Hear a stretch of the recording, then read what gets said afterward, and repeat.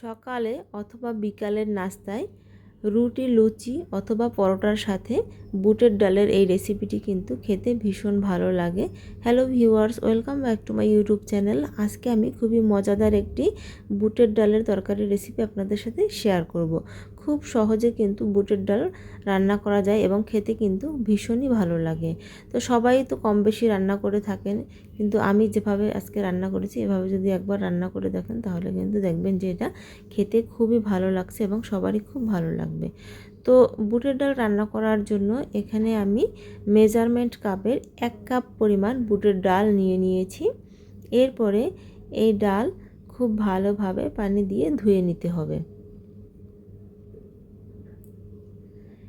ডাল ভালো করে ধুয়ে তারপরে আমি সারা রাত ভিজিয়ে রাখবো। আমি আগের দিন রাতে ভিজিয়ে রেখেছি এবং পরের দিন সকালে রান্না করেছি। তো ডালগুলো খুব ভালোভাবে আমি ধুয়ে নিয়েছি।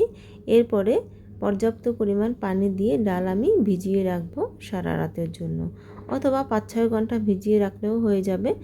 তো আমি সকালবেলা ডালগুলো রান্না করব। তো দেখুন ডালগুলো কিন্তু কতটা ফুলে উঠেছে, ডবল হয়ে গিয়েছে। ডালগুলো আবার একটু ধুয়ে নিলাম। এরপরে চুলায় আমি একটা কড়াই বসিয়ে দিয়েছি এবং এর ভিতরে দিয়ে দিলাম ধুয়ে রাখা ডালগুলো। পর্যাপ্ত পরিমাণ পানি দিয়ে কিন্তু ডালটাকে খুব ভালোভাবে সিদ্ধ করে নিতে হবে। এরপরে দিয়ে দিলাম কিছুটা পরিমাণ লবণ এবং সামান্য একটু হলুদের গুঁড়া।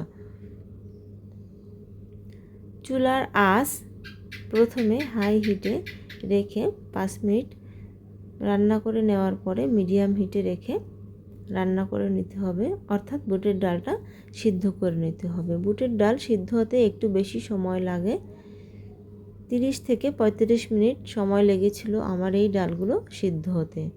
তো উপর থেকে এভাবে ফেনাগুলো অবশ্যই তুলে ফেলতে হবে। এরপরে মিডিয়াম হিটে আমি বুটের ডালগুলো খুব ভালোভাবে সিদ্ধ করে নেব। তো বুটের ডালগুলো খুব ভালোভাবে সিদ্ধ করা হয়ে গিয়েছে, আমি আপনাদের দেখিয়ে দিচ্ছি।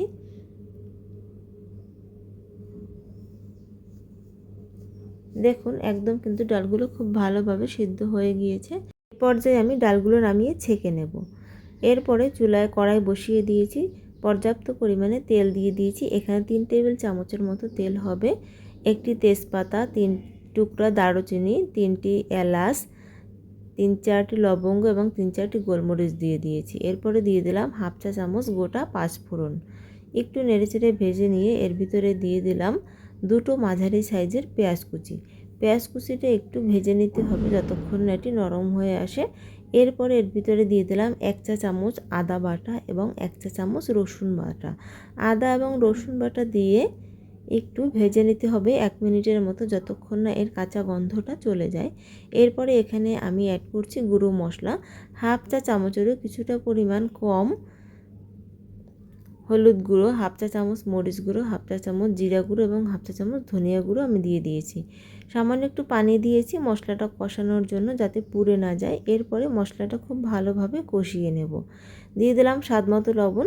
লবণটা এখানে অবশ্যই বুঝে দিতে হবে, কারণ লবণ কিন্তু সিদ্ধ করার সময় আমরা ডালে দিয়ে দিয়েছিলাম। মশলাটা খুব ভালোভাবে কষানো হয়ে গিয়েছে। এ পর্যায়ে ছেঁকে রাখা আমি ডালগুলো দিয়ে দিয়েছি। এখানে যে আমি ডালগুলো ছেঁকে নিয়েছি সেই ডালের যে পানিটা রয়েছে এক্সট্রা, ওটা কিন্তু ফেলে দিইনি, ওটা রেখে দিয়েছি। ডালগুলো মশলার সাথে খুব ভালোভাবে নেড়েচেড়ে মিশিয়ে একটু সময় ভেজে নিতে হবে, 2 মিনিটের মতো।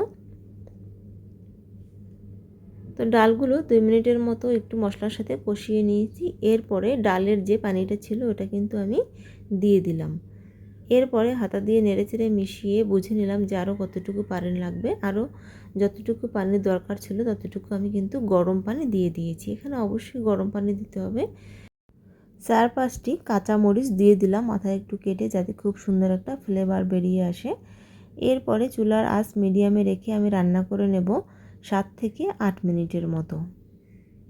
তো মাঝে মাঝে এভাবে নেড়ে দিতে হবে। 7 থেকে 8 মিনিট রান্না করে নেওয়ার পরে দেখুন ডালের যে ঝোলটা ঘন হয়ে এসেছে। এ পর্যায়ে আমি গোটা মশলা যে দিয়েছিলাম এগুলো কিছুটা পরিমাণ তুলে নিচ্ছি। এগুলো কিন্তু খাওয়ার সময় যদি প্লেটে পড়ে, দাঁতের নিচে পড়ে, তাহলে কিন্তু ভালো লাগে না। এরপরে দিয়ে দিলাম হাফ চা চামচ গরম মশলা এবং 2 চা চামচ দিয়ে দিলাম ঘি। এতে কিন্তু খুব সুন্দর একটা ফ্লেভার আসবে এবং খেতেও খুব ভীষণ ভালো লাগবে। এরপরে হাতা দিয়ে নেড়ে চেড়ে মিশিয়ে দিলাম। ডালের কনসিস্টেন্সি কিন্তু এরকম থাকবে, এর চেয়ে ঘন করা যাবে না, কারণ ঠান্ডা হলে কিন্তু আরেকটু ঘন হয়ে যাবে। তো 2 মিনিট আমি ঢেকে রেখেছিলাম একদম লো আঁচে। এরপরে আমি তরকারিটি সার্ভ করে নিয়েছি।